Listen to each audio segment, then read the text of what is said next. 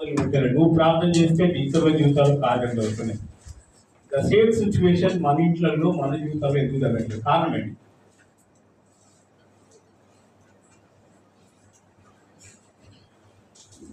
చెప్పండి, సమాధానం చెప్పండి. నేనైతే చాలా ముందు పైగా నేను సమయం అడగలేదు. దేవుడు నన్ను ఎంతో నడిపిస్తే అంతవరకు. అంటే తాడో పేడ చేసుకొని కొంచెం వెళ్ళిపోవాలి అంతే. ఏదో రావడం పోవడం అన్న వచ్చింది. ఏం చేసింది? తన హృదయంలో ఉన్న దుఃఖం అంతా దేవుని సన్నిధిలో కుమ్మరించింది. మనం కుమ్మరించం వస్తాము, కానీ కడుపులోని హృదయంలో ఉన్న బాధ దేవుని సన్నిధిలో కుమ్మరించాలి. ఎందుకు? వినే దేవుడు ఉన్నాడు, అర్థం చేసుకునే దేవుడు ఉన్నాడు, లేక ఆ సమస్యకు పరిష్కారం చూపెట్టే దేవుడు ఉన్నాడు. కానీ మనం వస్తున్నాం పోతున్నాం సమస్యల నుండి బయట పడతాం. మళ్ళీ ఇక్కడ కాకపోతే ఇంకో గారికి ఏం చేస్తాం? మనం ఫోన్ చేస్తాం, ఆయనకి చెప్తాం. ఆయన దగ్గర కాకపోతే ఇంకొకరిని వెతుకుతాం. ఇంక వెతకడమే మన పని, పరిగెత్తడమే మన పని. కానీ బైబిల్ చెప్తా ఉంది, ఆయన పాదాల దగ్గర నిజంగా మనం మోకరించి ప్రార్థన చేయగలిగినట్లయితే, నీవు నాకు మొరపెట్టుము, నేను నీకు ఉత్తరం ఇస్తాను. ఇవన్నీ మనకు కంఠం వస్తాయి, పాటలు వస్తాయి, వాక్యాలు వస్తాయి, ప్రసంగాలు వస్తాయి, అన్నీ వస్తాయి. కానీ మనం అనుకుంటున్నప్పుడు ఏం చేస్తుంది? నేను చెప్పేది వేరే వాళ్ళ గురించి, నేను పాడేది వేరే వాళ్ళ గురించి, నేను ప్రార్థన చేసేది వేరే వాళ్ళ గురించి, అన్ని వేరే వాళ్ళ గురించి. కానీ బైబిల్ గ్రంథం ఏం తెలుస్తుందంటే, ఇతరులకు నువ్వు బోధిస్తున్నావు, కానీ నీవు కూడా చాలా మందికి అర్థం కాదు. దేవుని వాక్యము రెండంచుల వాడి అయిన ఖడ్గము కంటే పదునైన. చూడండి, కింద పైన ఆ ఖడ్గము లేక కత్తి పైన పట్టుకున్నా తెగుతూ ఉంటది, కింద పట్టుకున్నా. అంటే దేవుని వాక్యం అలాంటిదండి. హల్లెలూయా. బోధిస్తున్నాను కోస్తుంటది, వినటం కూడా కోస్తుంది. కానీ బోధిస్తున్నా మనం ఏం చేస్తున్నాం? One way traffic. నేను వాళ్ళ గురించే చెప్పాలి, నేను వాళ్ళ గురించి, దేవుడు నాకు ఇది ఇచ్చిండు. వాళ్ళకి ఇస్తున్న దేవుడు నీకు కూడా అదే ఇస్తుంటాడు.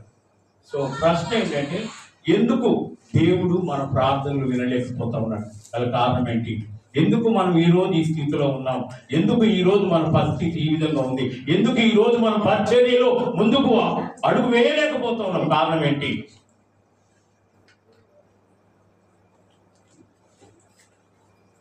చూడండి, మొదటి రాజుల గ్రంథము 19వ అధ్యాయం 4వ వచనం. ఏలియా ప్రవక్త గొప్ప సేవ చేసినాడు. తాను ఒక దిన ప్రయాణము అరణ్యములోనికి పోయి ఎక్కడ కూర్చుండండి? బదరీ వృక్షం కింద కూర్చుండి మరణాపేక్ష గలవాడై యెహోవా, నా పితరుల కంటే నేను ఎక్కువ వాడను కాను, ఇంత మట్టుకు చాలు. ఏ ప్రార్థన అండి ఇది? ప్రాణం తీసుకోమని. ఎందుకు? ఆయన ప్రార్థన చేస్తే ఆకాశం నుంచి ఏమొచ్చింది? అగ్ని వచ్చింది. ఇంకేమన్నాడు? ఎన్నో అద్భుతాలు ఆయన ద్వారా దేవుడు చేస్తున్నాడు. ఆ వ్యక్తి, ఆ ప్రవక్తే ఎందుకు నాకు చావు కావాలని ప్రార్థన నిజమే లేవన్నది, రేపు ఈ వదలకు నువ్వు ఎంతమంది నుంచి చంపినవో వాళ్ళను నువ్వు ఒకరిని అవుతావు. అప్పుడు ఈయనకి ఏమొచ్చింది? వచ్చింది. అందుకే యోగ భక్తుడు అంటాడు, ఏది వచ్చునని నేను అనుకుంటున్నో అది నాకు. సో ఈ రోజు ఏం కావాలి? మనలో ఉన్న భయంలో నుంచి మనం బయటికి రావాలి, ఖచ్చితంగా బయటికి రావాలి. నేను చెప్తా ఉంటాను, మా పాస్టర్ గారు దాని చెప్తుంటాను, సేవకుల వయసు చూడకండి. ఎంటికలు తెల్లబడ్డాయా, వయసు అయిపోతుందా, నేను సేవ చేయలేను, అది మన మానసిక స్థితి. బైబిల్ ఏం చెప్తుంటే, యెహోవా కొరకు నూతన బలం పొందుతూ ఉంటారు. నేను ముసలోని అయిపోయినాను మనసులో అంటే ముసలోడు. నేను ఎప్పుడు రాజీ పడదాను. హల్లెలూయా. నేను యవనస్తుల కంటే ఎక్కువ పోటీ పడతా వాళ్ళతో. ఎందుకు? నాకు ఇంకా కసి ఉంది, దేవుని పని చేయాలి,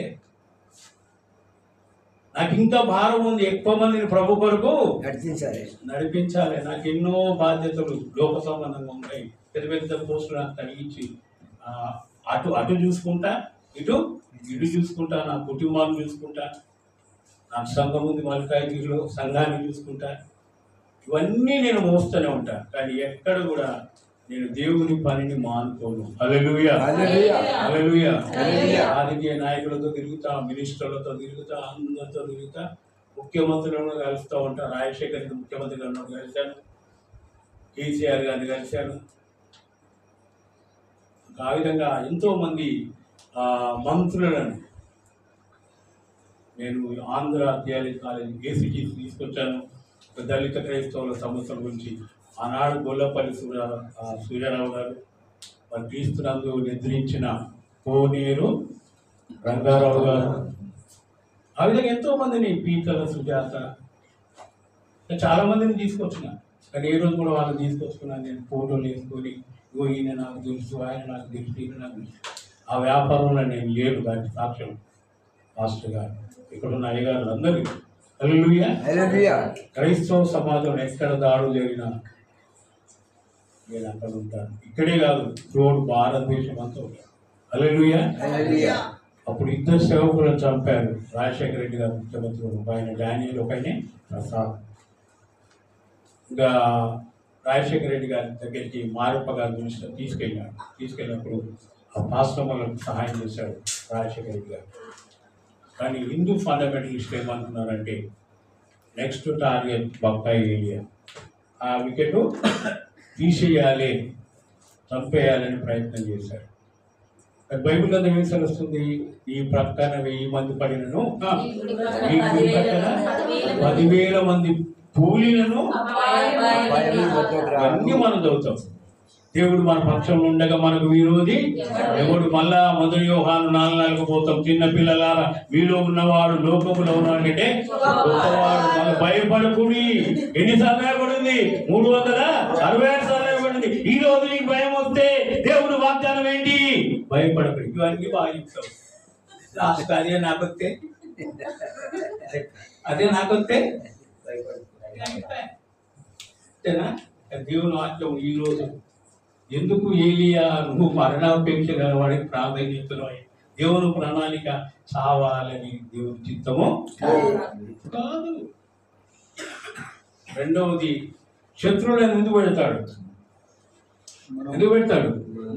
విశ్వాసంలో మనం సరికావడానికి ఏర్పాటు చేస్తుంది. మనం ప్రభువా నాకు శత్రువులు ఉండొద్దు, నాకు పగోడు ఉండొద్దు, అన్ని తోలన్నీ సాఫ్గా ఉండాలి. అందుకే సామెతలో రాయబడింది, ఎక్కువైన ఎడల యెహోవా, ఒకవేళ తక్కువ అయితే నీ నామములు ఏం చేస్తాను నేను చేస్తూ ఉంటాను. తగినంత నాకు కావాలి, కానీ ఎవరు తగినంత కావాలని ప్రార్థన ఇంకా కావాలి. ఏం చేసుకుంటావు చెప్పండి? ఏం చేసుకుంటావు చెప్పండి? నేను డబ్బులు చూసిన, బంగ్లాలను చూసిన, 5 స్టార్ హోటల్ చూసిన, రిసార్ట్స్లో ఉన్న లక్షల రూపాయల రిసార్ట్స్ బిల్లు కట్టిన, ఇతరులకు డబ్బులు ఇచ్చిన, లాస్ట్ వచ్చరికి ఏమైంది? నా బ్రతుకు 0 అయిపోయింది. అర్థమైందా? దేవుడు ఏం చేసినాడు? ఒక్క రాదు పెట్టినాడు. ఇవన్నీ చూసుకుంటా నువ్వు ఉంటే దేవుడి పని చేయలో బిడ్డ అని చెప్పేసి 7 బిల్డింగ్లు పోయి 0కి తీసుకొచ్చినాడు. కిరాయి కట్టలేని పరిస్థితికి వచ్చినాడు. మళ్ళీ మున్సిపాలిటీ వెళ్ళి కాంట్రాక్టర్ అవతారం పెట్టి ఓల్డ్ సిటీలో నారచంద్రవరం ఉన్నప్పుడు కాంట్రాక్టర్ నడిపించాను. మళ్ళీ 0లో నుంచి దేవుడు మళ్ళీ ఏం చేశాడు? నాకు సొంత ఇల్లు ఇచ్చాడు, ఒక కారు ఇచ్చాడు. మళ్ళీ ఇతరులకు సహాయం చేసే స్థితిలో దేవుడు నన్ను మళ్ళీ పెట్టాడు. నేను యథార్థంగా చెప్తున్నాను, దేవుడి సన్నిధిలో చెప్తున్నాను, ఈ లోకంలో దేని మీద నాకు ఆశ లేదు. ఇప్పటికి లేదు, ఎప్పటికి లేదు, ఇంకెప్పుడు ఉండదు. ఒకటే ఒక ఆశ, ఎవరికి సువార్త చెప్పాలి, ఏ సేవకుని బలపరచాలి, ఇంకెంతమంది ప్రభు కొరకు తయారు చేయాలి. 24 గంటలు నేను ప్రయాణం చేస్తూనే ఉంటాను. కానీ ఈ ప్రార్థన ఎందుకు చేసింది అనుకుంటారు చెప్పండి? అదే ఎందుకు కావాలి? నువ్వు ప్రార్థన చేస్తే దేవుడు కార్యం చేస్తాడు కదా, నీకే ఎందుకు వచ్చింది ఆ ఆలోచన? విసుకొచ్చింది. అంటే విశ్వాసంలో మనము సాతాను ఎన్నో అడ్డుకట్టలు ఇస్తాడండి. నేను కూడా విసుగు చెందినాను. 2001లో మా నాన్న చనిపోయినాడు. ఇద్దరం నీళ్లు మోస్తున్నాం, వాటర్. ఒక బిందె ఆయనకు అందించిన, ఇంకో బిందె నేను పడుతూ ఉన్నాను. వెళ్ళి పడిపోయాను అంతే. అప్పుడు నేను దేవుని అడిగిన, ఎందుకు మా నాన్న నువ్వు తీసుకున్నావు? ఏ రోగం లేదు, ఏం లేదు, నీళ్ళు మోస్తుండగా చనిపోయినాడు. కారణం ఏంటి అని చెప్పేసి ఊరెళ్ళిపోయి పొలాలలో ఉంటూ సేవ నేను చెయ్యా. 2001లో చెప్తున్నా, సేవ నేను చెయ్యా. నువ్వు నాకు అన్యాయం చేసినావు. చెప్పులు వేసుకోకుండా అడవిలో పొలాల మధ్యలో ఉన్నాను, ఇంటికి రాలేదు. మళ్ళీ పాత అలవాట్లు ప్రారంభించాను. నాకు దేవుడు వద్దు, సేవ వద్దు, ఇంత యథార్థంగా సేవ చేసినప్పుడు నాకు ఇంత అన్యాయం చేస్తే నువ్వు నాకు ఎందుకు అని చెప్పేసి అన్నప్పుడు దేవుడు ఏం మాట్లాడినంటే, నీకు అన్నీ ఉన్నాయి బిడ్డ, నువ్వు సేవ చేస్తున్నావు, కానీ ఎక్కువ నువ్వు మీ నాన్న మీద ఆధారపడ్డావు. అందుకే ఆయన నేను తీసుకున్నాను, నా మీద ఆధారపడి చెప్పినాడు. అప్పుడు మళ్ళీ పరిచయకు వచ్చిన. హల్లెలూయా. తర్వాత మా దగ్గర ఒక ఆంటీతో మాట్లాడినాడు. నా కొడుకు అడిగినాడు, వెళ్ళి వాక్యం ద్వారా చెప్పు అని. పిలుపులో ఉన్న వాక్యాన్ని జ్ఞాపకం చేస్తున్నాడు. నేను ఈ లోకంలో ఉట్టిగానే నేను ప్రయాసం పడలేదు, కానీ మూర్ఖులకు వారి మధ్యలో యువవాక్యం అనే వాక్యాన్ని పట్టుకొని జ్యోతివలే వెలుగు అని చెప్పేసి ఆ వాక్యం ద్వారా ఆంటీ వచ్చి చెప్పిపోయినది. డాడీ వాక్యం మాకు ఇచ్చాడు, చెప్పమని. హల్లెలూయా. సో నా ప్రశ్న ఏంటంటే, మనం ఇతరులు ప్రార్థన చేసినప్పుడు కార్యాలు జరుగుతున్నాయి. అదే మన ఇంట్లో మనకెందుకు జరగదు? ఎందుకు ఆలోచించకూడదు? ఏమని రాబడింది బైబిల్లో? ఎక్కడ ఇద్దరు మూర్ఖుడి నా నామమున ఏకీభవిస్తే వారి మధ్యలో ఉంటానన్నాడు. భూలోకములు ఇద్దరు కూడా దీన్ని బంధిస్తారు, అది పరలోక రాజులు బంధించబడదు. ఏది విప్పుతారు అది విప్పబడదు. మరి ఈ వాక్యం నెరవేర్చబడాలి కదా. ఆమెనంటే అవునుగాక. ఇతరులు ప్రార్థన చేస్తే ఆమెనంటే అవుతుంది, మరి మనకెందుకు జరగట్లేదు? ఆమె దేవుని ప్రణాళిక వేరుంది పట్ల. దేవుని ప్రణాళిక వేరుంది. చాలా ప్రశ్నలు వేస్తున్నాయి తెల్లారి. నా ప్రశ్న ఏంటంటే, ఎందుకు మన ప్రార్థనలకు ఫలితాలు రావట్లేదు? చాలా మంది అంటారు, నువ్వెందుకు ఇట్లా అయిపోయినావు, నీ జీవితంలో ఎందుకు ఇట్లా ఆగిపోయింది అన్నప్పుడు, అవును కదా, సాతాను ఏం చేస్తుంటాడు? ఉచిత సలహాలు ఇస్తా ఉంటాడు. ఆ ఉచిత సలహాను మనం బుర్రలో పెట్టుకొని, అక్క చెప్పింది మంచిదే, ఈ అన్న చెప్పింది కూడా మంచిదే, వాళ్ళు నన్ను ప్రోత్సాహపడని చెప్తున్నారు, సత్యం చెప్తున్నారు అంటాడు. కానీ వాడు అబద్ధికుడు. హల్లెలూయా. వాడు అబద్ధకులకు జనకుడు. వాడు వాళ్ళు మోసపుస్తూ ఉంటాడు, మభ్య పెడతా ఉంటాడు. కానీ ఎన్నో అద్భుతాలు చేసిన ఏలియా ప్రవక్తకు ఎందుకు మరణాపేక్ష గలవాడి, నన్ను సావాలి, నన్ను చంపండి, నన్ను తీసుకపో అంటా ఉన్నాడు. కానీ మళ్ళీ చదవడం వచ్చినము 19 తాను ఒక దిన ప్రయాణము చూడండి, ఎక్కడికి పోయినాడు? అరణ్యంలోకి పోయాడు. ఒక బదరీ వృక్షం కింద కూర్చుండి మరణాపేక్ష గలవాడై, చూడండి, మరణ అపేక్ష కలిగి. చూడండి, మనలో కూడా అలసిపోతే ఏమంటాము? చాలా మంది నాకు ఈ బ్రతుకు వద్దు, భార్య భర్తలు కొట్లాడుకుంటే కూడా ఏమంటారు? ఇక నన్ను ఇచ్చిపెట్టు, నేనేమైతా చచ్చిపోతా, కావరా. హల్లెలూయా. కిరోసిన్ పోసుకొని అగ్గిపెట్టియరా అంట. కిరోసిన్ పోసుకున్న వాళ్ళకి అగ్గిపెట్టి దొరకదు. బెదిరిస్తాడు. దాని అర్థమైంది, ఏదో బుద్ధి తక్కువై పోసుకున్నాను నన్ను కాపాడేది. అర్థమైందా? అంటే సాతానుడు మన జీవితాల్లో ప్రవేశించి దేవుని మీద ఉన్న ఆలోచనల నుంచి నేను దూరపరచడానికి ఉచిత సలహాలు ఇచ్చి, అందుకే బైబిల్లో రాయబడింది, కాలమునకు ముందు నువ్వేలా చనిపోతావు. చాలా మంది అట్లనే సేవకురాలు కూడా చిన్న సమస్యలు తట్టుకోలేకుండా హ్యాంగింగ్ చేసుకుంటారు. మొన్ననే జంగంలో దానియేలు అని మర్మంలో మంచి మీటింగ్లు పెట్టించున్నాడు, సువార్త దండయాత్ర చేయించాడు, రియల్ ఎస్టేట్ చేసినాడు, లాస్ అయిపోయినాడు. ఆ అప్పుల బాధ తట్టుకోలేక చెట్టు కూరేసుకొని చనిపోయినాడు. పొద్దున్నే ఫోన్ చేశారు. అంటే ఇన్ని సంఘాలు ఉన్నాయి, ఇన్ని ప్రార్థనలు ఉన్నాయి, అయిన సంఘములో నలిగిపోతున్నవారు లేక వేసారిపోతున్నవారు, నిస్రోలో ఉంటున్నవారు ఎందుకు బలపరచలేకపోతున్నవారు? దేవుని ఆత్మ మన చేత నింపబడినప్పుడు వాళ్ళని దేవుడు చూపెట్టాడా? వాళ్ళ కొరకు ఎందుకు మనం పరిగెత్తలేకపోతున్నాం? అండాలేనోలకు అండవైనవు, అండాలేనోలకు అండవైనవు, ఈస ఏసన్నా ఏసన్నా మా బాధలన్నీ తీర్చావా ఏసన్నా బాధలన్నీ తీర్చావా ఏసన్నా మా బ్రతుకులన్నీ మార్చావా ఏసన్నా బాధలన్నీ తీర్చావా ఏసన్నా మా బ్రతుకులన్నీ మార్చావా ఏసన్నా. హల్లెలూయా. ఇప్పుడు మా ఇక్కడ కూర్చున్న వాళ్ళందరూ బాధలు ఉన్నారు నాకు తెలుసు. మీరు ఎట్లా చెప్పగలరు పాస్టర్ గారు అని చెప్పేసి నాకు తెలుసు. అందుకే నేను ఎవరు లేక ఉంటాను ఆయన పాట నేను పాడాను. మీ జీవితంలో మీరు తొంగి చూడండి, నిజంగా నేను ఉన్నాను ఆ స్థితిలో.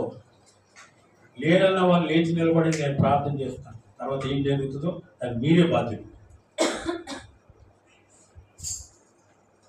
ఈ బాధలు తీర్చడానికి యేసుక్రీస్తు ప్రభువు ఈ లోకానికి ఎంతో 4:18 చెప్తా ఉంటాము, నలిగిన వారిని విడిపించడానికి వచ్చాడు. అదే మనం నలిగి ఉంటున్నాం. సో వారిని విడిపిస్తున్న దేవుడు మనల్ని విడిపించలేడా? చెప్పండి. వారిని కాపాడుతున్న దేవుడు మనల్ని కాపాడలేడా? ఎందుకు మీకు ఆ బలహీనత? ఎందుకు మీ ఆ ఆలోచనలకు వెళ్ళిపోయినారు? పోని ఏదన్నా పోని, సేవ పోని, ఆస్తులు పోని, నానేవారు తృణీకరించని, నిరాకరించని, వెలివేయని ఏమైనా మాటలు మాట్లాడాలి. ఎవరున్నారు? ఎవరున్నారు? చెప్పండి, ఎవరున్నారు? అందరూ నన్ను విడసినా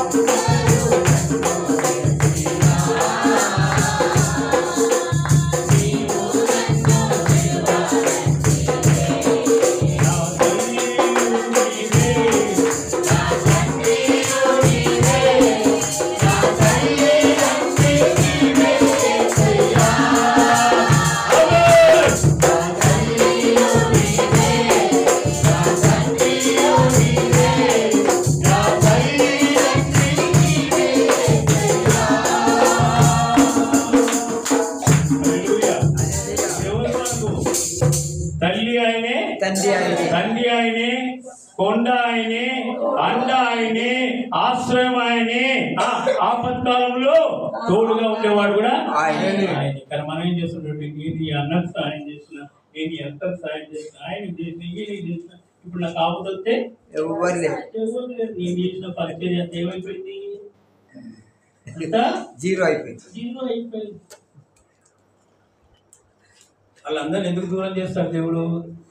కరెక్ట్ గా దేవుని మీద ఇంకా ఆధారపడాలి. ఇంకా నీకేముంది? పరిచర్య ఉంది. అది కామనే, ఫుల్ స్టాప్ కాదు. గణితములు కొట్టండి. ఆయన ఏమని చెప్తున్నాడు, అయ్యా నాకు సావు కావాలంటే ఇంకా ప్రయాణము ఉంది, దావదేవియా నీ కొరకు ప్రయాణము ఉంది. అప్పుడు ఏం చేశాడు దేవుడు, ఆ కోలంలో చేసే వాళ్ళకు ఆహారం పెట్టినాడు, ప్రయాణము చేయాలి. ఇక్కడ కూర్చున్న నా తోటి జత పని వారు సేవకులైన సేవకులైన కష్టాలు ఉన్నారు, ఒకటి పరిచర్యలో ఓటమి చెంది ఉన్నారు. అంటే ఓటమి అంటే మీరు ఓడిపోలేదు, ప్రయాసపడి అలసిపోయినారు.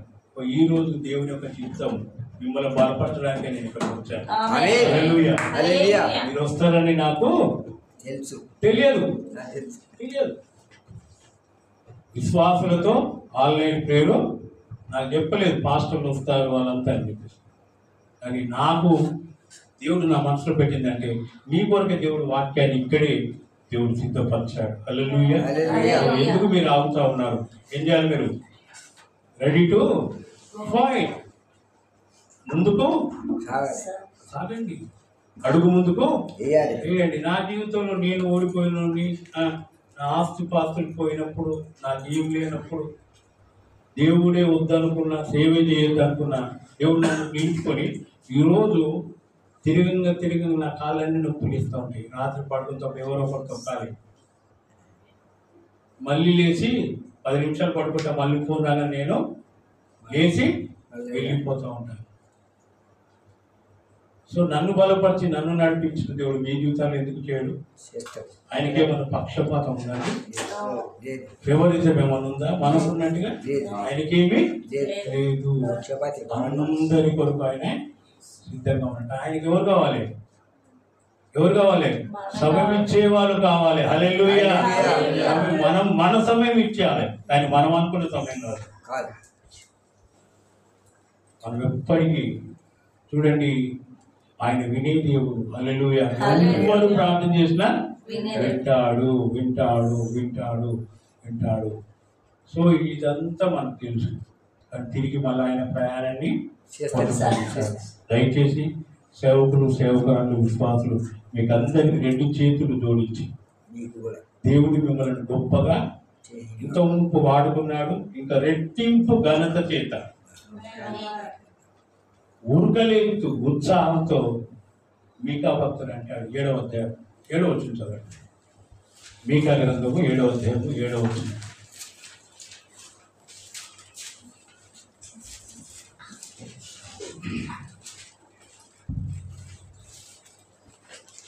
మీకా గ్రంథము 7వ అధ్యాయం 7వ వచనం.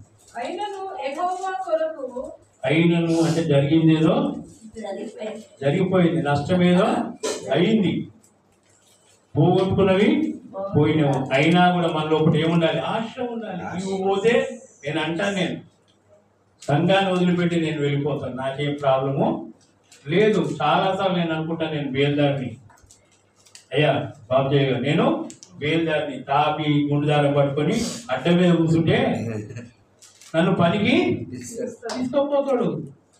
ఈ పులిపిడే పట్టుకొని, ఈ సంఘమే పట్టుకొని ఉండవలసిన పని నాకు లేదు. మా పాస్టర్ కూడా చెప్తా ఉంటాడు, వయసు అయిపోతా ఉంది, మనం ఎక్కడ వాక్యం చెప్పినా మనకు దేవుడు ఇంకా అన్నము పెడతాడు. పని చేసుకొని మనం ఎక్కడన్నా దేవుడి సేవ చేసుకొని బ్రతకగలుగుతాం. సో ఎందుకు మీరు ఆగిపోతా ఉన్నారు? మీలో దేవుడు అన్ని ఇచ్చాడు, కానీ జరిగిన వాటి వైపు చూడకండి దయచేసి. హల్లెలూయా. ఏమంటాడు? అయినను యెహోవా కొరకు నేను ఎదురు చూచేదను, రక్షణకర్త అయిన నా దేవుని కొరకు నేను కనిపెట్టి ఉందును. అందరు చెప్పండి, నా దేవుడు నా ప్రార్థన ఆలకించును. చూడండి, అమ్మ తప్పు చదువుతుందమ్మా. నా శత్రువా నా మీద అతిశయింపవద్దు. నేను క్రింద పడినను తిరుగులేతును, నేను అంధకారమందు కూర్చున్నను, యెహోవా నాకు వెలుగుగా ఉండి పాపము చేసితిని గనుక ఆయన నా పక్షమున వాద్యమాడి నా పక్షమున న్యాయము తీర్చు నేను ఆయన కోపాగ్ని సహితును. ఆయన నన్ను వెలుగులోనికి రప్పించును. దేవుని నామానికి మహిమ కలుగుగాక.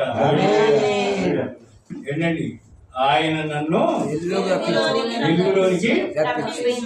సో మన యొక్క నమ్మకం, మన యొక్క విశ్వాసం, ఆయన నన్ను పరిచర్యలోనికి నడిపించును. చెప్పండి, నడిపించును. నడిపించును.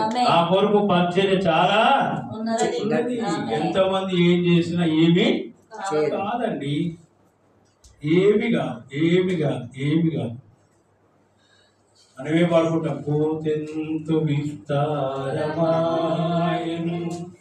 కోతకు పనివారు కొలువాయను. అలా పాడతాం. మరి కానీ ఏంటి కోత? నా కోత ఎక్కడ పోయింది? అది దేవుని చిత్తంలో ఆ కోత లేదు, దేవుని ప్రణాళికలు లేదు. నీ కొరకు ఇంకొక కొత్త కోత దేవుడు ఏం చేశాడు? సిద్ధం చేసి సిద్ధపరిచాడు. సో దాని వైపు చూడండి, దాని వైపు చూడండి, దాని వైపు చూడండి. యేసయ్య గారి జీవితంలో మీకు అందరూ తెలుసు, ఎన్నో నిందలు వచ్చినాయి, ఎన్నో అవమానాలు వచ్చాయి. సంఘ పెద్దలు ఆయన మీద ఎక్కడ తప్పు దొరుకుతుంది అని చెప్పేసి ప్రయత్నాలు చేసినారు. ఒకరోజు ఒక తల్లి ప్రేయర్ మీటింగ్కో ఆన్లైన్ పేరుకో వచ్చింది. యేసయ్య గారి రూమ్లోకి వెళ్ళి పాపకో బాబుకో పాలు ఇచ్చేటప్పుడు తన తలులు పెట్టుకున్న పూలు అక్కడ పడిపోయినాయి. అప్పుడు సంఘ పెద్దలు చూశారు, యేసయ్య గారి రూమ్లోకి ఎవరో ఒకరు వెళ్ళింది. అక్కడ ఏం పడ్డాయి? పూలు పడ్డాయి. అంటే యేసయ్య గారు తప్పు చేశాడని చెప్పి అన్ని పుకార్లు చేసి సంఘం అంతా చెల్లా చెదరైపోయినప్పుడు ఆ సహోదరి, ఆ తల్లి వచ్చేసి సాక్ష్యం వస్తుంది, అన్నగారు ఇక్కడికి రాలేదు, నా బిడ్డకు నేను పాలించాను, అప్పుడు పూలు అక్కడ. ఇట్లాంటి ఎన్నో సేవకులైన మన జీవితంలో జరుగుతూనే ఉంటాయి. దర్శించడానికి వెళ్ళినా కూడా నిందలు పెడతా ఉంటారు. ఒకరోజు నా జీవితంలో జరిగింది. మంగళవారం స్త్రీల కూడిక జరుగుతూ ఉంది. మా పాస్టర్ గారి సంఘంలో వాక్యం చెప్తూ ఉంటుంది. నేను మా సంఘస్థురాలు, అయ్యా భోజనం సిద్ధపరిచినాను రండి అని చెప్తే వెళ్ళాను. నేను వాళ్ళ అమ్మ ఉంది, వాళ్ళందరూ ఉన్నారు, నాకు భోజనం పెట్టినారు. సేవకురాలు వాళ్ళ ఇంట్లోకి వెళ్ళి బయటకు రాగానే, నువ్వు ఆ ఇంట్లోకి ఎందుకు పోయినావు, ఎందుకు పోయినావు చెప్పు, నాకు ఏం చెప్పాలి? నేను చెప్పండి, ఏం చెప్పాలి? ఏం చెప్పాలి? మళ్ళొకసారి అట్లా నువ్వు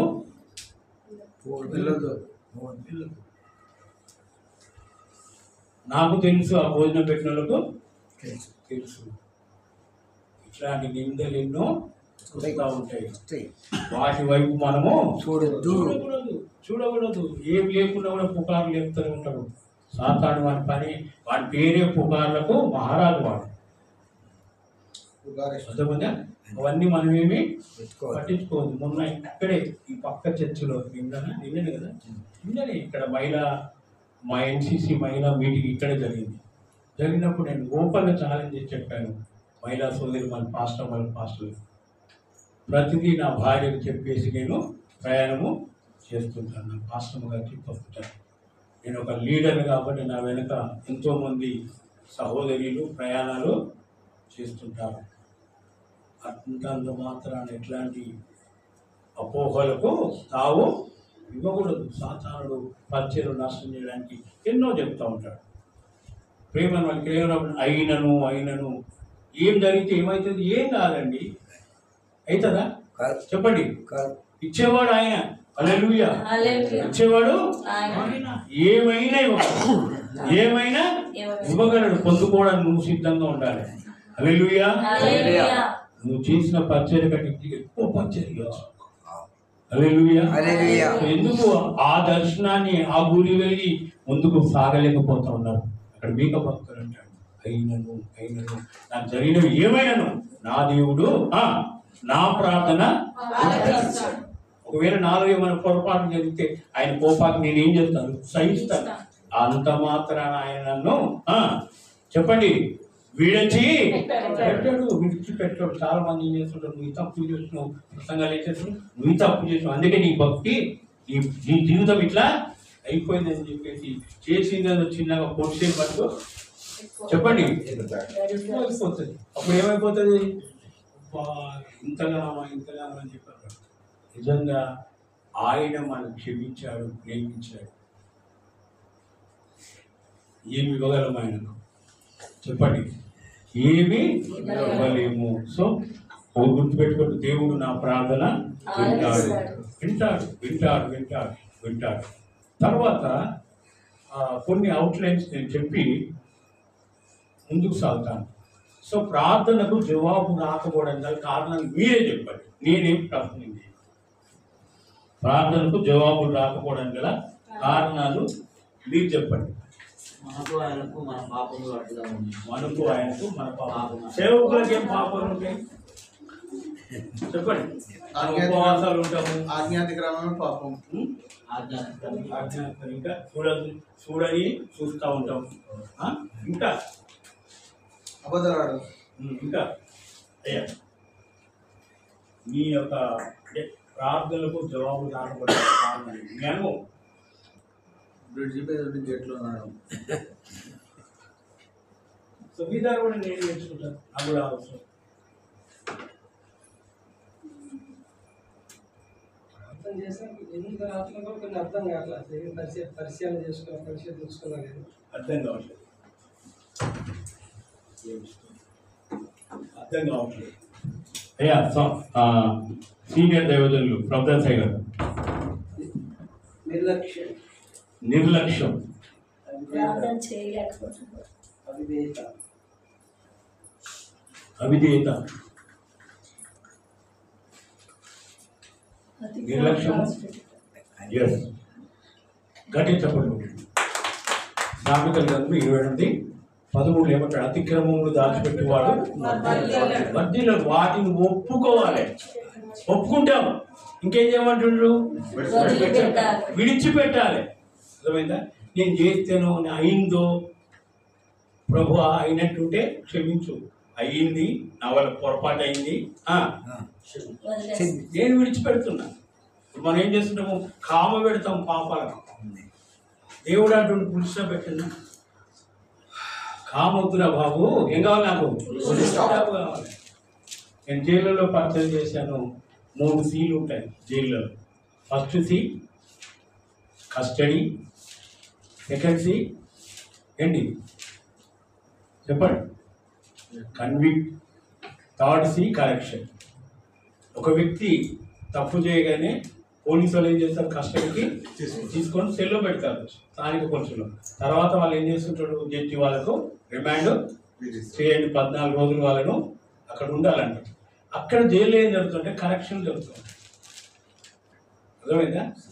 సరిదిద్దుకోవాలి. కానీ మీకు తెలియదు, అక్కడే ఎక్కువ దోస్తులను జరుగుతుంది, మీకు తెలియదు.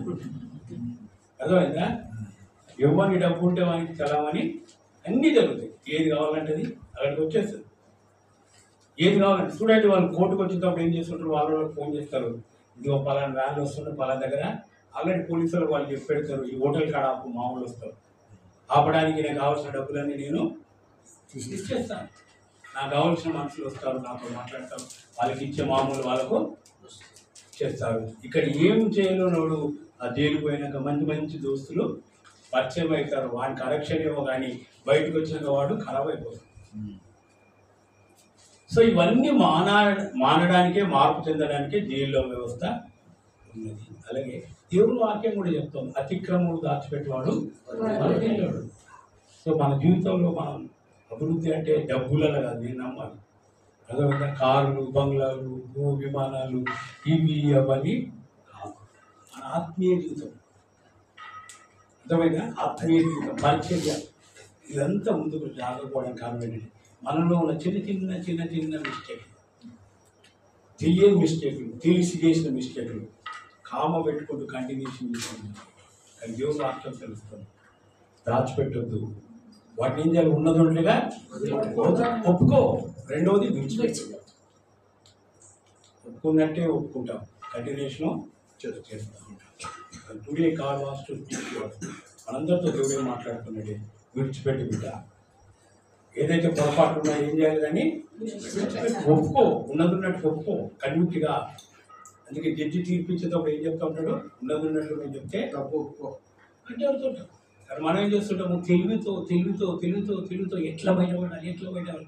అందుకే నేను చాలాసార్లు వాక్యం పెడతా, జ్ఞానోదయం గల అనే కొటేషన్ కూడా పెడతా ఉంటాను. ఒక ఒక్క తప్పును నువ్వు కాపాడుకోవడానికి 100 తప్పులు నువ్వు రెడీ చేసుకుంటావు. అదే సత్యములో ఉంటే నీకు 100 అవసరము లేదు. సో మన పాపాలు ఏం చేయాలి? మన ప్రభు దగ్గర ఒప్పుకోవాలి. ఇంకొక ప్రశ్న ఇస్తాను నేను. ఎరికోలో దేవుడు జయాన్ని ఇచ్చాడు, ఆయనకి పోయినప్పుడు ఎందుకు ఓడిపోయినాడు? శ్రీనాథ వస్తువులను దాచిపెట్టుకుంటాం. శ్రీనాయ వస్తువు ఎవరు దాచిపెట్టారు? ఆకాన్ దాచిపెట్టారు.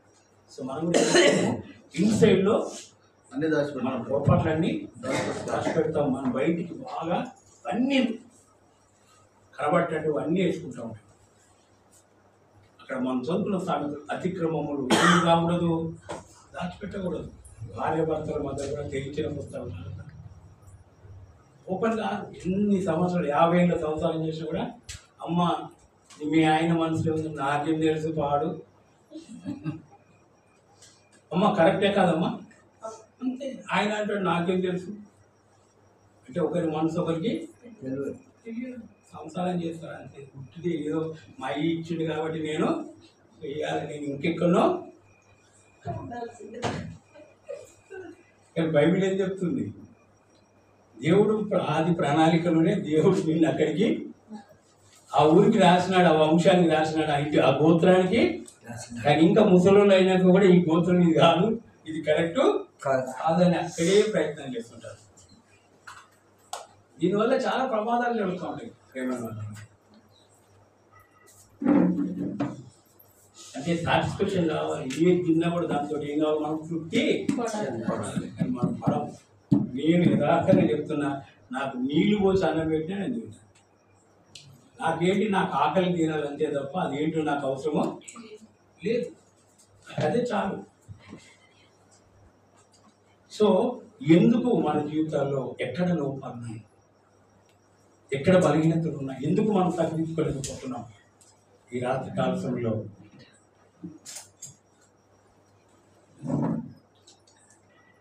యెషయా అంటాడు 59వ అధ్యాయంలో అలాగే 58వ అధ్యాయంలో, మేము ఉపవాసం ఉండగా నువ్వెందుకు చూడవు. మళ్ళీ ప్రశ్న అన్ని దేవునికి ఇస్తాం. ప్రశ్నలన్నీ మనం దేవునికి ఇస్తాం. మేము నలగొట్టుకుంటున్నాం. అక్కడ రాయబడింది వచనాలు ఏమో అవసరం లేదు. మీ ఉపవాస దినంలో మీరు ఏం చేస్తారు? కుద్దులాడతారు, ఇంకేం చేస్తారు? వ్యాపారము చేస్తూ ఉంటారు మీ పని వారి చేత. మనమేమో ఉపవాస కోరికలు మనం ఉంటాము. ఇంటికాడ బట్టలు విన్నావా, కూర మంచిగా చేసినావా, ఇల్లు మంచిగా చూసినావా, ఇంటి దగ్గర కావులు ఉన్నావా, మన ఇంట్లోకి ఎవరు వచ్చిర్రు? నువ్వు ఉపవాసంలో ఉన్నదాన్ని ఉండక ఇంకా ఆలోచనలు ఎందుకు వస్తున్నాయి? ఇవన్నీ ఏం కావాలి చెప్పండి? మానుకోవాలండి. నమ్మకం లేదా వాళ్ళ మీద? లేదు. అవన్నీ ఏం చేయమంటాడు దేవుడు? మానుకోవాలి, విడిచిపెట్టాలి. 40 రోజులు ఉపవాసం ఉంటాం, లాస్ట్ రోజు లవ్ ఫిష్ చేసుకుంటాం. మరి 40 రోజులు మనం పెట్టవలసిన ఇన్వెస్ట్మెంట్ లేక మనకు కావాల్సిన ఖర్చు ఎవరికి ఇస్తారు? ఇస్తారా? ఏ సంఘమైన ఇచ్చిన వాళ్ళు ఉన్నారా? 40 రోజులు ఉపవాసం ఉన్నాం, ఈ పైసలైన పేదలకు అతి ఉపవాసమైన అనుకూలమా చెప్పండి? కాదు. రేవంత్ చేసి గొప్పగా స్పీకర్ పిలిపించి ముగింపు సభ ఆయన నుంచి మంచిగా ప్రసంగం చేస్తాడు. దేవుడు మీరు అనగానే ఆయన మెచ్చుకున్న వాక్యాలు చెప్తున్నాం. కాంతులు మంచిగా పెడతారు. కరెక్ట్గా వాక్యం చెప్తే మళ్ళీసారి నేను పిలవద్దు, కానుక కూడా తీయొద్దు. దేవుని వాక్యం ఉన్నట్టుగా చెప్పాలి. కాంతుల కొరకు కానీ మెప్పుల కొరకు కానీ వాళ్ళు తిండి పెట్టకపోతే మళ్ళీసారి పిలువని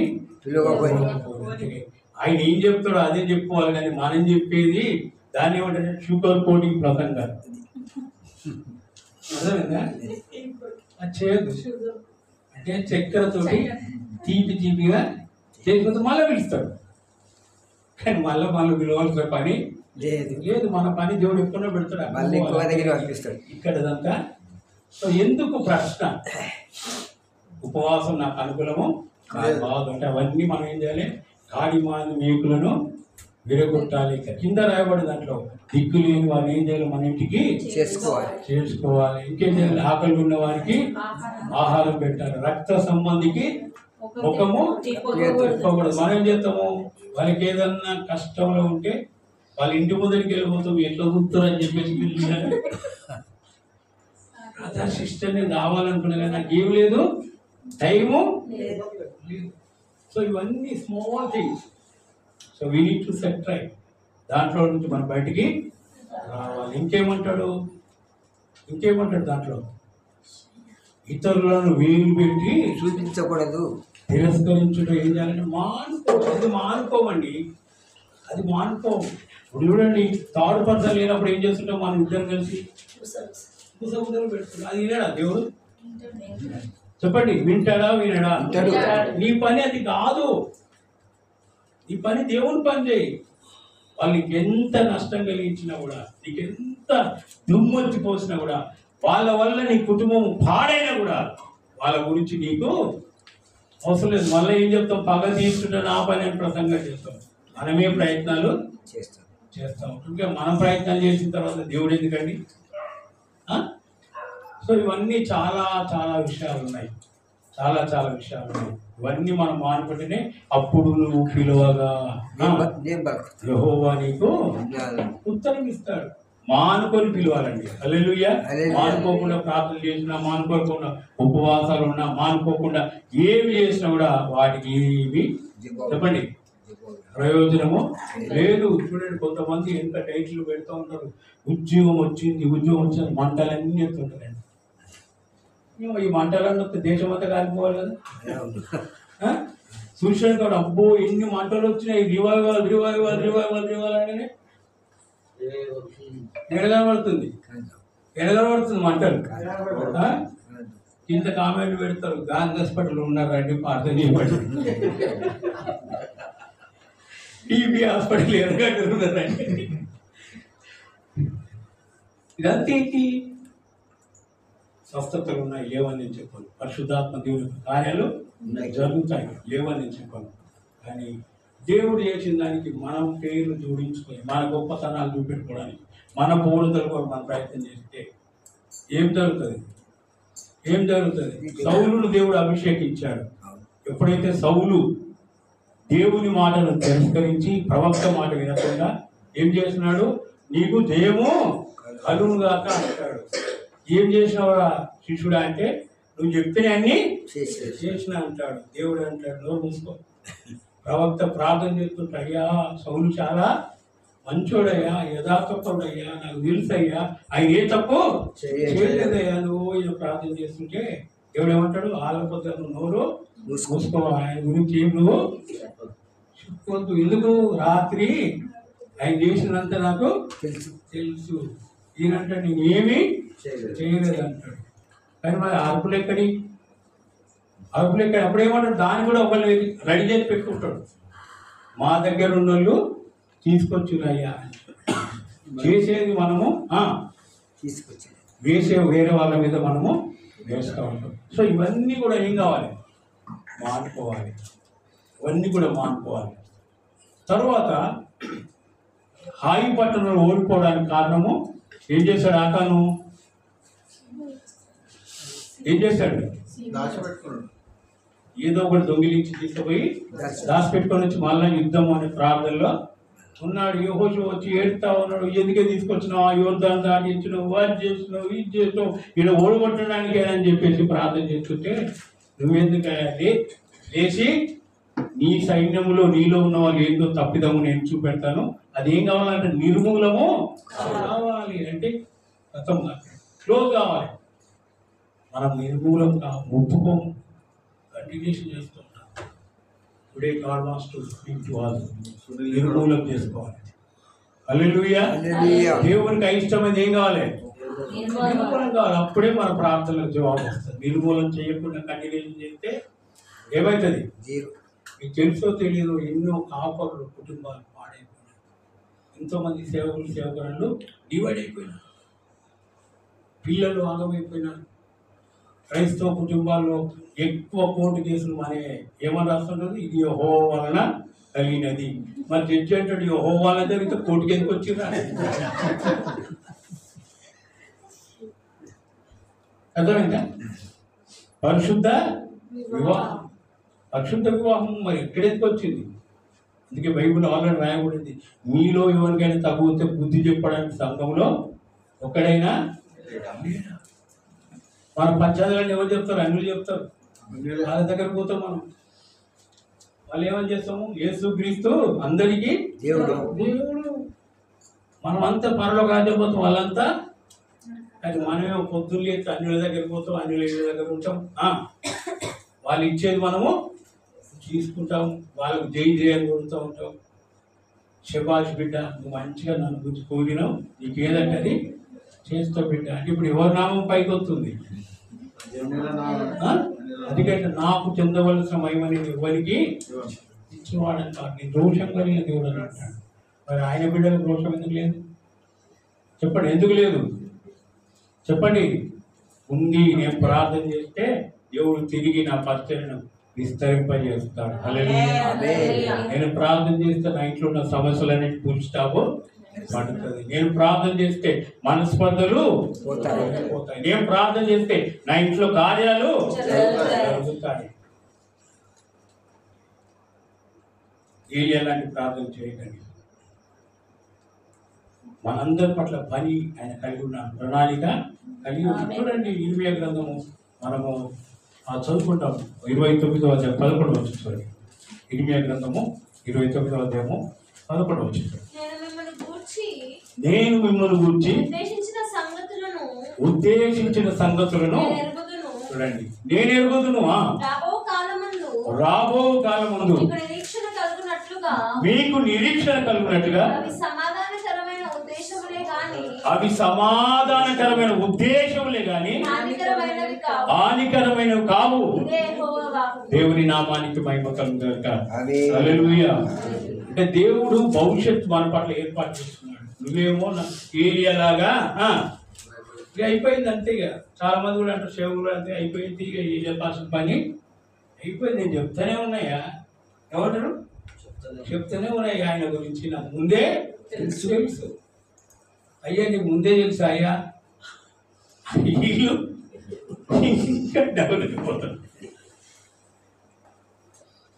దయచేసి తెలుసు అన్న వాళ్ళ మాట నమ్మొద్దు. మరి ముందు తెలిస్తే లేవట్టేటోడు కూడా కావాలి కదా. 4 రాళ్ళు వేసి బాబు ఇక్కడ అవ్వకపోతే మంచిది, ఎందుకంటే ఆయన నాకు అడ్డుగా దేవుని పరిస్థితులు ఏం చెప్తారు. నా ఏరియాలో ఫస్ట్ మా సంఘం ఉండే, ఇప్పుడు 10 సంఘాలు అయినాయి. నేను ఇంకా 10 సంఘాలు పెట్టాడని చెప్తాను. ఎందుకు ఊకే నేను తిరగాలి? నేను కూడా అలసిపోయినా, అదేదో మీరు పంచుకోండి. హల్లెలూయా. సంఘం ఆయనది కదండి. విశ్వాసులు ఎవరు? ఆయనది, మనది కాదు. మనం యజమానులము, ఆయన యజమానుడు. మనకెందుకు భయం అండి? చెప్పు, మనకెందుకు భయం? కల్వర్ టెంపుల్ పెట్టినప్పుడు అప్పుడు నేను ఏఐసిసిలో పనిచేస్తున్నాను, గ్రేటర్ హైదరాబాద్ జనరల్ సెక్రటరీగా. 300 సంఘాలు కాలండి ఇక్కడ ఒకటిపల్లి ప్రాంతంలో. ఎన్ని సంఘాలు కాలని? 300 మంది సేవకులు ఏడ్చారు నా దగ్గర నుంచి. అయ్యా ఇట్లా అయిపోయింది అయ్యా. ఈరోజు ఎక్కడ కల్వర్ టెంపుల్ పెడితే అక్కడ ఏమైపోతుంది? ఒంగోలులో కూడా సేవకులు ఉన్నారు, అక్కడ కోర్టుకి ఎక్కుతున్నారు. మొన్న ఇక్కడ ఒక ప్రాంతంలో ఆంధ్రలో కోర్టుకి గమ్మూరులో మూపించారు. ఇప్పుడు దేవుని పరిచయమేనండి. బైబిల్లో రాయబడింది మేరలోనే పని చేయాలి, మేర దాటి ఇంకొక మేరలోనికి. మరి అన్ని తెలిసిన తర్వాత ఈ గొర్రెని అక్కడ ఎత్తుకొచ్చుకోడు, ఆ గొర్రెని ఇక్కడ వ్యాపారం చెప్పను. పొద్దున ఈడుకొస్తారు, మళ్ళీ ఇంకా జూమ్ మీటింగ్లో కూడా ఉంటారు. ఉంటారు అయ్యగారు, ఉంటారు. ప్రభుదాస్ అయ్యగారు వచ్చి ఏలి ఎక్కడ తిరిగితే ఏలి అక్కడ లేడు. ఆయన వచ్చేదాకా తిరుగుతాడు. గల్లీ గల్లీ తిరిగేటోళ్ళము మేము ఓయమ్మో, యేసయ్య వాక్యాలు చెప్పేటోళ్ళం మాయమ్మ. వాడవాడ తిరిగేటోళ్ళము మేము ఓయమ్మో యేసయ్య ప్రేమను పంచేటోళ్ళం మాయమ్మ సందనాలి అంచులెత్తుకో సువాత పత్రాలు చేత పట్టుకో సందనాలి అంచులెత్తుకో సువాత పత్రాలు చేత పట్టుకో రచ్చకు మేము బయలుదేరుతాం ఓయమ్మో పాదలు ఉన్నోళ్ళ పరమాశితం మాయమ్మ భక్తను మేము బయలుదేరుతాం ఓయమ్మో పాదలు ఉన్నోళ్ళ పరమాశితం మాయమ్మ విష్ణు ప్రభు బిడ్డలంగోయమ్మ పట్టబొచ్చినాము మాయమ్మ విష్ణు ప్రభు బిడ్డలంగోయమ్మ పల్లెకొచ్చినాము మాయమ్మ వాడవాడ తిరిగేటోళ్ళము మేము ఓయమ్మో యేసయ్య ప్రేమను పంచేటోళ్ళం మాయమ్మ గల్లు గల్లి తిరిగేటోళ్ళము మేము ఓయమ్మో యేసయ్య వాక్యాలు చెప్పేటోళ్ళం మాయమ్మ తల్లిని జీవుల దగ్గరికి చిత్తం పైగల తండ్రికి అంతగా చూద్దాం తల్లిని జీవుల దగ్గరికి చిత్తం పైగల తండ్రికి అంతగా చూద్దాం ఎటు లేకుండా కనబడినట్టి ఓయమ్మో అన్ని ఉన్న వాళ్ళమై జీతం మాయమ్మ ఎటు లేకుండా కనబడినట్టి ఓయమ్మో అన్ని ఉన్న వాళ్ళమై జీతం మాయమ్మ గలగాల గలగాల డప్పులతోను గలగాల గలగాల గజ్జలతోను గలగాల గలగాల డప్పులతోను గలగాల గలగాల గజ్జలతోను లేకుండా కనబడినట్టి ఓయమ్మో అన్ని ఉన్న వాళ్ళమై జీతం మాయమ్మ లేకుండా కంటి ఓయమ్మో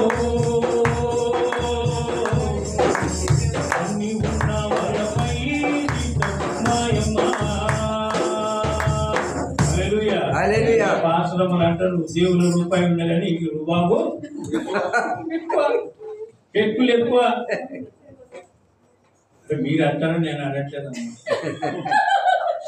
మీరు అంటారని నేను అనట్లేదు పిల్లలు ఇచ్చిన వాళ్ళు కూడా అంటారు పోయి పోయి దీనికి ఇచ్చినావు డాడీ కడుపులో కూర్చొని పిల్లలు కూడా అంటారు ఒక్కరోజు మా డాడీ కరెక్ట్ టైంకు నోటు బుక్ కొనియలేదు మంచి బట్టలు అర్థమైందా ఇదంతా ఏం చేస్తున్నారు సేవ బ్లెస్సింగ్స్ ఇవన్నీ కృష్ణ నీ ఆశీర్వాదం ఎట్లుందో నీ ప్రార్థన ఎట్లుందో చూడు ఏముంది అవుతుంది మనకు దెబ్బ దెబ్బ గిన్నెలు ఎప్పుడు సేవ పోతుంటే పొడవైందని ఒకటి అందుకే అపోసరుడు పౌలు ఉంటేనే వెల్లుపట పోరాటాలు ఇంట్లో కూడా పోరాటాలు ఊరికే పని చేసుకోవాలి ఏం సేవ చేస్తావు ఊరికే అట్లా ఎన్నో రకాలుగా నిందలు అవమానాలు ఉన్నాయి అయినను ఇవన్నీ జరిగినను నేను సేవే చేస్తాను నేను రాజకీయంగా పిలవాలని కేసీఆర్ గారు పిలిచారు సురేష్ షాప్ ద్వారా వరంగల్ మీటింగ్లు పెట్టించారు సురేష్ షాప్ జాన్ కొంతమంది కలిసి హన్మకొండ రంగంపేట బ్యాప్టిస్ట్ పెట్టారు నా ఫోటోలు ట్యాప్ చేశారు కేసీఆర్ గారికి ఇచ్చారు తెలంగాణ మూవ్మెంట్ జరుగుతుంది ఉప్పల్లో తెలంగాణ సభ పెట్టారు విజయశాంతి ద్వారా డబ్బులు వచ్చినాయి అయినా కానీ నా పేరు మీద డబ్బులు వచ్చినాయి విజయశాంతి నన్ను కలవడానికి వచ్చింది నేను పార్టీలో జాయిన్ అవుతున్నానని చెప్పేసి ప్రకటన జరిగింది నేను అక్కడికి రాలేదు ప్రింటింగ్ ప్రెస్లో శ్రీకాకుళం అబ్బాయి నాకు చెప్పాడు అన్న నీకు ఫొటోస్ వస్తున్నాయి ప్రెస్లో నేను చెప్పాను ఆపేయరా బాబు నేను సేవకుని నేను జాయిన్ అవుతాను ఎవరికి చెప్పలేదు ఆ ఫోటోల కట్టం ఆఫ్ చేసిన తర్వాత సురేష్ గారు నాకు ఫోన్ చేశాడు నువ్వు నా బంధువు అందుకే ధైర్యం చేశాను ఎవడో నాకు అసలు తెలియదు. నీది వరంగల్, నాది వరంగల్, నీది వరంగల్ అవుతున్నది కాదు. చాలా వాదోపవాదాలు జరిగాయి. తర్వాత ఒకరోజు కేసీఆర్ దగ్గరికి వెళ్ళి చూస్తున్న ప్రోగ్రామ్ రమ్మంటే డైరెక్ట్ చెప్పినాడు, నేను రాను, నువ్వు నాకు చెయ్యి ఇచ్చినావు, నేను ఎప్పుడు చెప్పలే నేను పార్టీలో చేయలేదని చెప్పేసి. ఇట్లాంటి అవకాశాలు నాకు ఎన్నో వచ్చినాయి. హల్లెలూయా. వాటికి నేను ఎప్పుడు లొంగలేదు, ఇక ముందు కూడా నేను చెప్పండి లొంగను. దేవుడు నాకు ఇది చేతిలో పెట్టాడు, దీని కొరకే నేను సాగుతాను. వంగవీటి మోహన్ రంగ కాంగ్రెస్ పార్టీలో పనిచేసినప్పుడు యూత్ కాంగ్రెస్లో నేను పనిచేశాను. అన్ని రకాల బ్యాచ్లు నాకు తెలుసు, అన్ని రకాల మనుషులు నాకు తెలుసు. నేను జైల్లో పర్చేజ్ చేసిన, నా ద్వారా రక్షించబడిన అందరూ తెలుసు నాకు. కానీ ఏ రోజు కూడా చెడు కొరకు నేను ఉపయోగించలేదు, ఇక ముందు కూడా ఉపయోగించాను. హల్లెలూయా. కాబట్టి ఈరోజు మన ప్రార్థనకు ఆటంకాలు ఏంటో మనమే వెతుకోవాలి, కామొద్దు, ఒప్పుకోవాలి, ఇంకా విడిచిపెట్టాలి. అప్పుడే మీరు ఇళ్ళకి బయటకు పోతారు. విసర్జించడం కాదు, విడిచిపెట్టాలి, భూస్థాపన చేయాలంటే. ఇప్పుడు ఏం కావాలి, మన పాపాల భూస్థాపన ఇక్కడ జరగాలి, సమాధి అయిపోవాలి అంతే. అట్లా గీయకుండా మీరు పోయిననుకో, నేను ఇక్కడ ప్రార్థన చేస్తా, వాళ్ళు ఎక్కడ పోయినా పట్టుకోమని చెప్తా. నేను విడిచిపెట్టాను, నేను ఇక్కడ ప్రార్థన చేస్తా. ప్రభావ వాళ్ళ ఇంట్లో పోయినా, బెడ్ మీద ఉన్నా, నువ్వు పని చేస్తూనే ఉండాలి. మార్పు అనేది మనమందరం ఆయనకి కావాలి. హల్లెలూయా. మనం చదువుకున్నాం కదా, మళ్ళీ 29:11 వచనాలు చదువుకొని మన ప్రార్థనలో కన్నా 20:11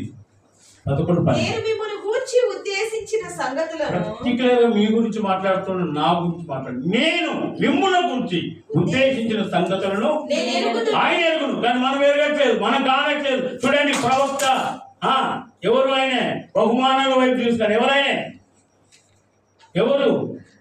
బిలాము. బాలాకి ఇచ్చే బహుమానాలు చూసి చెప్పించు చెప్పించు అని చెప్తే ఈయన కళ్ళు ఎక్కడున్నాయి?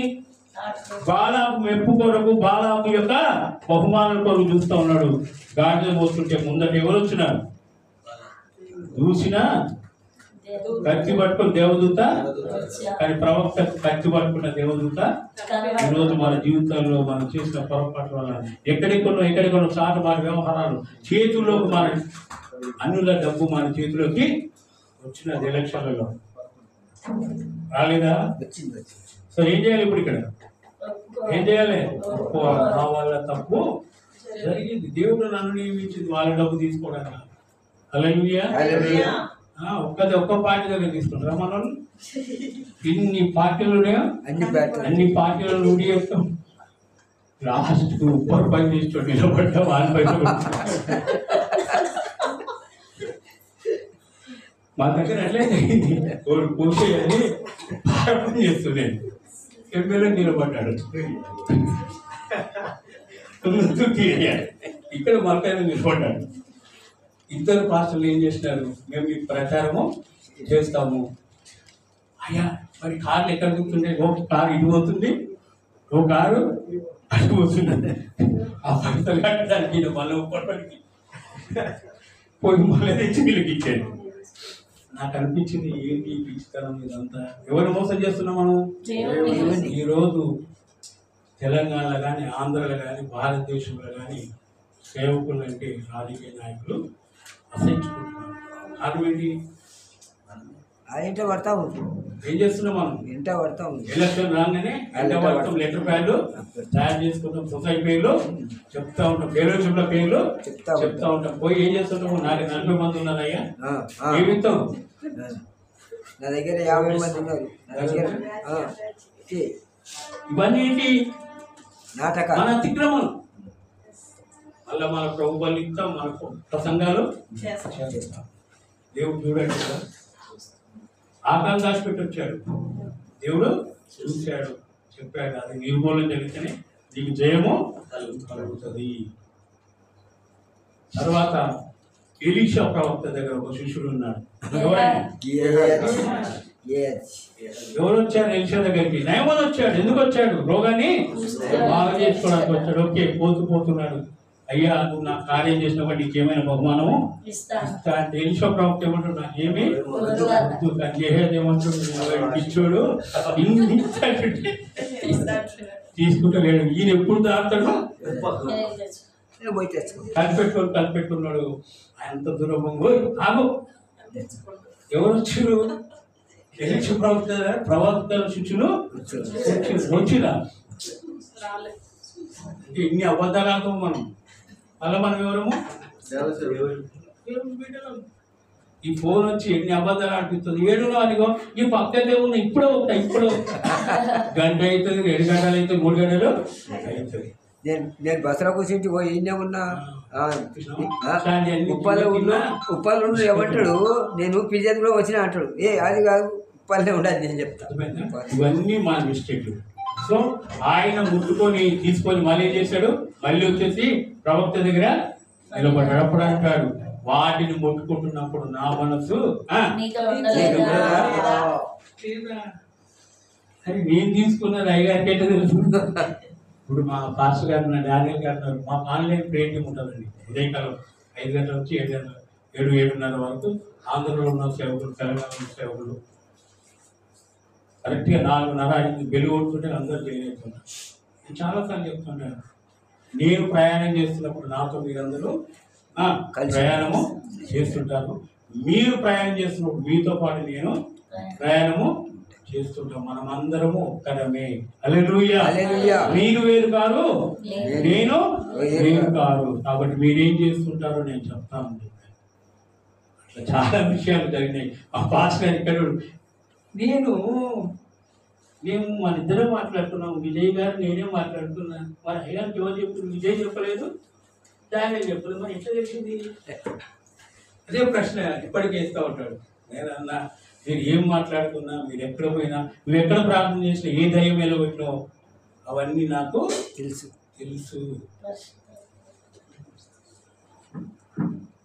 ఈరోజు కూడా దేవునికి మన అన్ని బలహీనతలు తెలుసు. చెప్పండి, బలము కూడా తెలుసు. బలహీనతలు విడిచిపెట్టుకుందాం, బలము రెట్టింపు చేసుకుందాం, నిరాశ వదిలిపెట్టుకుందాం, ఆశతో పరిగెత్తుదాం. తెలిసి తెలియక మన వాళ్ళ దగ్గర పొరపాట్లు ఒప్పుకుందాం. దేవుడు అప్పచెప్పిన పనిని చేయాలి.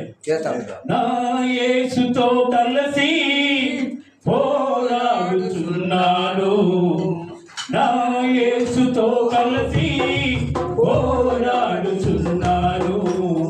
అపజయం ఎరుగని జయశీలుడాయని, అపజయం ఎరుగని జయశీలుడాయని.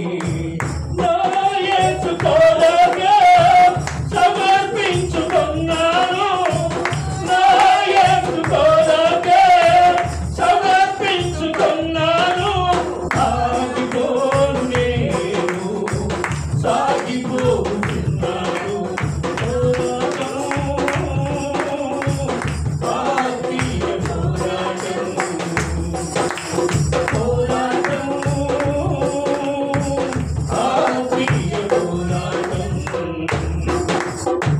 చివరి శ్వాస వరకు పోరాటమాగదు, చివరి శ్వాస వరకు పోరాటమాగదు. సాగిపోతున్నారు సిలువను మోసుకొని రాజంగ స్థానానికి. మన గమ్యస్థానం మనం గుర్తెరిగి ఉండాలి. మన గమ్యస్థానాన్ని మనం మర్చిపోయినాం. ఈ లోకంలో అనేకమైన దారులను బట్టి, ఏ దారులు బట్టి ఆ దారులు వెళ్ళిపోతున్నాం.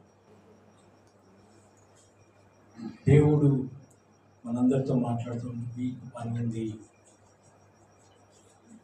మీకు ప్రయాణం ఉంది, బలం తెచ్చుకోండి, జరిగిన దాన్ని చూసుకోకండి. అందుకే మనమే చెప్తాము 2 కొరింథీ 5:17 ఏమంటారు? కాగా ఎవడైనను క్రీస్తునందున్న ఎడల పాతవి గతించనిదిగో సమస్తము. నీ జీవితంలో ఎందుకు పాతవి గతించిన అనుకోకూడదు. పాత ఎందుకు నెమరు వేసుకుంటున్నావు? Leave it. అది దేవుడికి అవసరం లేదు కాబట్టి వదిలిపెట్టుకున్నావు. నేను కూడా నా చర్చి దగ్గర నా ఇల్లు అందరూ అంటారు, సార్ నువ్వు ఎట్లా వస్తావు సార్ చర్చికి? మొత్తం లైన్ అని నేను లేదా సార్ అంటారు. నేను అది నాకు కాదురా పోయి దేవుడు వద్దన్నాడు అవి. దాని గురించి నేను ఎందుకు ఆలోచించుకోవాలి?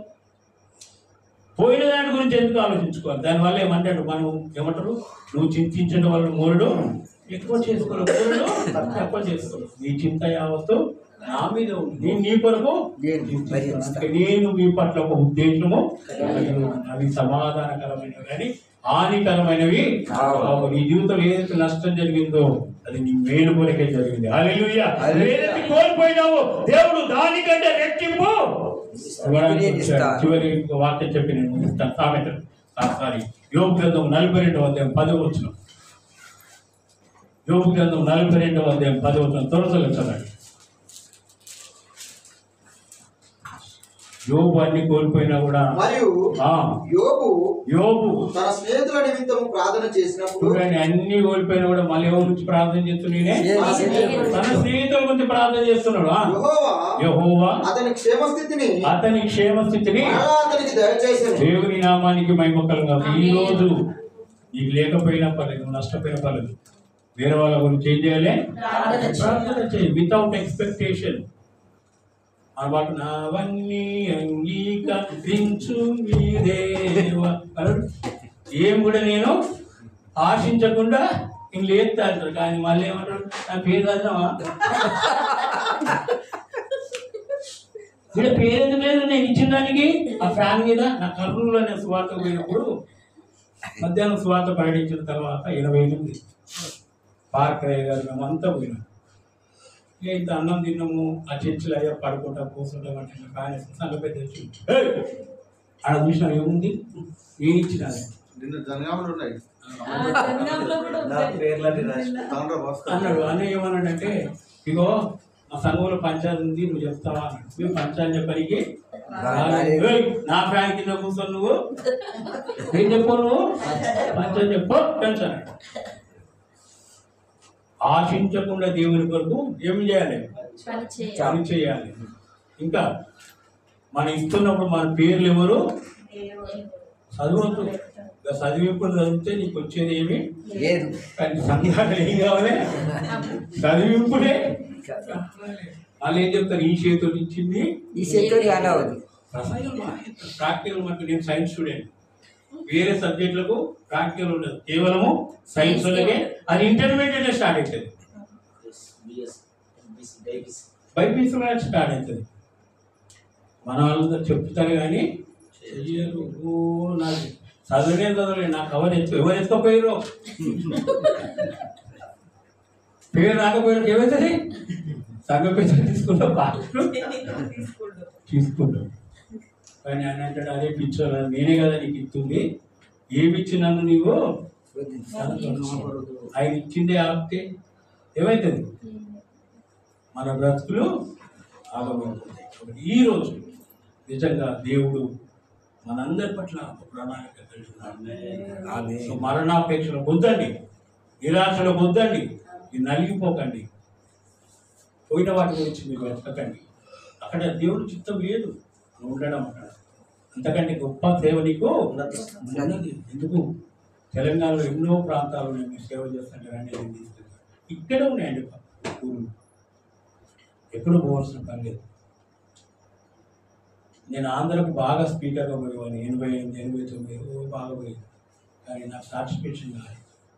డబ్బులు ఉంటాయి, అన్నీ చూసుకుంటాను, కానీ నాకు మంచిగా అనిపించింది. ఈ మైక్ అన్ని నిలబడుతుంది, ఆ మైకు ఇల్లు నిలబడుతుంది, ఈ మైక్ నిలబడతాడు. నేను వాక్యం చెప్పాలి, మైకు నిలబడని మా ఊర్లో ఎన్నో ఉన్నాయి. దున్నని విలువలు ఎన్నో నాకు ఉన్నాయి. నేను అక్కడ దున్నకుండా ఇక్కడ వచ్చి ఇచ్చే పైసలు కూడా నేనేది కావాలని చెప్పి ఇంతవరకు నేను ఆంధ్ర స్పీకర్గా పోవడము మానుకున్నాను. నాకు సంఘాలు ఉన్నాయి, నేను చెప్తా, నేను రాను, నువ్వే బాప్తిసం తీసుకో, నువ్వే పెళ్లి చేసుకో, ఆ పైసలు ఏందో నువ్వే తీసుకో, నా నుంచేది నీకు ఇస్తా, నువ్వు నాకు లెక్క చెప్పొద్దు, నీ లెక్క ఎందుకు నువ్వే జీవం చెప్పాయా, నేను నీకు బాసును. చాలా మంది అంటారు, సార్ నువ్వు డేట్ ఇయ్యి, నువ్వు ఎప్పుడు వచ్చాడు. నేను అసలు డేట్ ఇయ్యా, నేను రానే, నేను రాదు యజమాని, నేను నీతో పాటు కూలోనే. నేను రోజు అనుకుంటే ప్రభా నాకు బిచ్చ వేస్తున్నా, నేను బతుకుతున్నాను. హల్లెలూయా. ఇంకే తప్ప ఇంకా దేని మీద నేను ఉండా. ఈరోజు దేవుడు ఈ మాటలు మనందరితో మాట్లాడుతున్నాడు. నిరాశలో ఉన్నావు, నువ్వు నలిగిపోయినావు, అనుకుంటాను నేను ఓడిపోయినా, నా బ్రతకది ఇట్లా అయిపోయింది అని అనుకుంటాను. ఓడిపోలేదు. This is the testing period or breakup. మా బైబుల్ కాలేజీలో ఏమంటే 6 నెలలు సేవ చేయాలి, 1 వారం 2 వారాలు ఏం చేయాలి, రెస్ట్ తీసుకోవాలి, కుటుంబాలతో గడపాలి, పిల్లలతో మాట్లాడాలి. మనం ఏమంటారు సేవ సేవ. ఆయన చూసి నా కొట్టే ప్రార్థన చేస్తున్నాడు. మా డాడీ వస్తాడు, తింటాడు, పంటాడు, పోతాడు. స్కూల్కి వచ్చేటప్పుడు నేను ఇంట్లో సేవలో ఉంటా. మళ్ళీ ఆయన లేచేటప్పుడు మళ్ళీ నేను పనికి పోవాలి కదా, కాంట్రాక్ట్ పనికి పోవాలి కదా. అదే ప్రార్థన చేసాను. సో కుటుంబాన్ని కూడా మనం ఏమి ఇవ్వాలండి? సేవకులుగా సమయం ఇవ్వాలి. పిల్లలతో మాట్లాడాలి, భార్యతో మాట్లాడాలి. ఇంటిమేసి అంటే అన్యోన్య సహవాసము ఉండాలి. ఇవన్నీ పక్కన పెడతాం.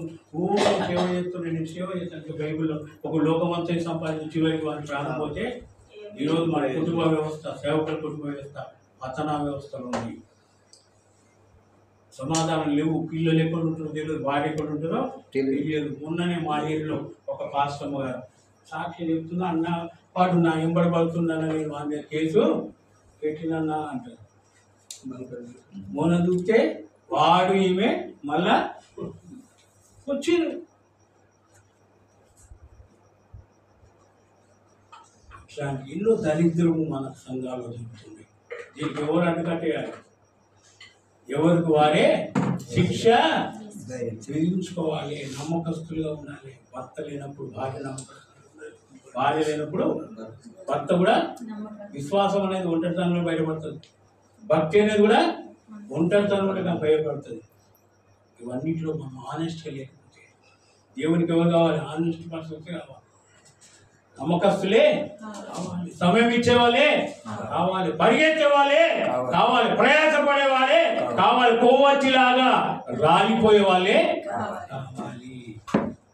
మొత్తం పుడింగ్లన్నీ లోపల చేసుకొని ఇక్కడనే తీసుకెళ్ళేసుకుంటుందంటే ఎన్ని నాళ్ళు మన వీళ్ళలో బ్రతికినా, ఎన్ని నాళ్ళు మన వీళ్ళలో బ్రతికినా మన్నైపోనుగా మన్నైపోనుగా. చనిపోయినప్పుడు వాడంగా రోజు వాడుకోవాలి మనం. పాస్టర్ మాకు ఎంగేజ్మెంట్ జరుగుతుంటది. ఎంగేజ్మెంట్ అంటే ఇద్దరితో ఒక దగ్గర జరుగుతుంది, కానీ నాకు అట్లా జరగలేదు. ఆమె ఊళ్ళో ఆమె చేసిరు, నా ఊళ్ళో నాకు చేసిరు. అలా తమ్ముడితో ఉన్నాడు సాక్ష్యం. నేను ఎవరసలు అందరిని ముందర పెట్టుకొని అక్కడ ఎంగేజ్మెంట్ కానీ చెప్తుందంటే నేను ఇదే పాట పడుతున్నాను, పాదవా ఎందుకు నాకు ఇష్టం లేదు కదా. అర్థమైందా? ఆమె ఎవరో నాకు ఇష్టమో లేదు, నాకు ఇష్టమున్న వ్యక్తితో పెళ్లి అయితే లేదు కాబట్టి అందరూ చెప్తున్నారు ఆ పరమాత్మనే. కానీ దేవుడు నన్ను పిచ్చోడా ఇష్టం ఉన్నామని చేసుకుంటే నువ్వు ఇట్లా దేవుని పరిచయంలో చేసేవాడు కాదు. అందుకని కరెక్ట్ పర్సన్ పెట్టినారు కాబట్టి. కానీ ఈ మనసు ఎక్కడ ఉంటుంది? ఇక్కడే ఉంటుంది. నేను మొన్న మా సేవకులతో పంచుకున్నాను. నేను ఎక్కడ పోతున్నాం మనం? ఆదిలాబాద్. ట్రైన్లో పోతున్నప్పుడు మా హాస్టల్ అందరూ కూర్చొని పెట్టుకొని నా లైఫ్ హిస్టరీ అంతా చెప్పింది. ఎందుకంటే దాపరికం అనేది ఉండకూడదు, అన్నీ తెలిసి ఉండాలి. ఆ పాస్టర్ గారు అంటాడు, ఇంత స్టోరీ ఉంది ఆ సామి దగ్గర ఉంటుంది, కళ్ళు ఎందుకునే ఉంటాను కానీ చూడద్దు. మళ్ళీ వాళ్ళు ఇద్దరు మాట్లాడుకుంటారు, నేను మాట్లాడాను. దొంగ వచ్చి పోయినాను, నేను దొంగనే. ఎందుకు? నేను దేవుని కొరకు బ్రతకాలి, దేవుని కొరకు బ్రతకాలి. వాళ్ళ కొరకు బ్రతికితే నన్ను లాదు కొడుతుంది దేవుడు. పోరాపో, నువ్వు నాకు అవసరమో లేవు లేదు అంటే మన ఆశలన్నీ మనం ఏం కావాలి? చంపుకోవాలి. ఎందుకంటే రోమ 12 ఏమంటాడు? మిమ్మల్ని మీరు ఒకసారి ఏం చేయాలి? దేవునికి సమర్పించుకోండి. Once again we need to dedicate ourself. కలవచ్చుదా ప్రార్థన చేసుకోండి. దయచేసి నేను మిమ్మల్ని ఎవరిని ఉద్దేశించి మాట్లాడండి. నీకంటే గొప్పవాడిని నేను అసలే కాదు. పరిశుద్ధాత్మ దేవుడు నాకు ఏం చెప్పాడు అదే చెప్తా ఉన్నాను. నేను బలపరచబడాలి, మీరు కూడా బలపరచాలి. నేను సేవలో సాగాలి, మీరు నాతో జతపని వారుగా. మనమందరం ఆయన వనంలో, ఆయన వ్యవసాయంలో పనిముట్టులుగా మనం వాడబడాలి. వారికి పోక ముందే వాడుకో పాడండి. ఎవరంటే వాడుకో